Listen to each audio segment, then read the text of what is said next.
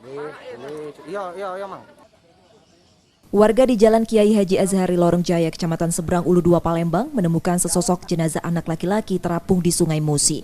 Menurut warga, jenazah terlihat satu warga sedang berada di pinggir sungai dan melihat jenazah yang mengapung. Awalnya jenazah adalah boneka, namun setelah dilihat dari dekat yang mengapung merupakan jenazah anak kecil. Bu, tadi katanya sempat awalnya dikira boneka. Iya, soalnya kakinya sudah hancur yang timbul ke permukaan air itu seperti boneka sih. Kayaknya sudah agak lama.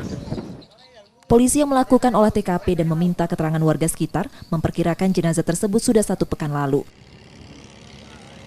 Kondisi jenazah ini kita lihat sementara ini gimana ini, Net? Sementara ini sudah membusuk nih, kiraan sudah lama, sudah 1 minggu lebih kira. Ya. Ini pertama kali siapa yang nemuin ini? Jadi diinformasikan dari masyarakat bahwa ada temuan mayat di pinggir sungai di Tiga Pasulu ini. Diinformasikan kepada kepolisian, ini kita datang ke TKP. Gitu. Nit, dari kasat mata melihat jenazah ini ada tak tanda luka-luka itu gini? Kasat mata Belum diketahui ya. Jadi kita akan manggil iden dulu, identifikasi untuk dicek apakah ada bekas luka atau penganiayaan, ini belum kita jelaskan. Oke, siap. Polisi masih menyelidiki penyebab kematian anak kecil tersebut, sementara jenazahnya dibawa ke kamar jenazah RS Bayangkara Palembang. Yudi Kiswanto, Kompas TV Palembang, Sumatera Selatan.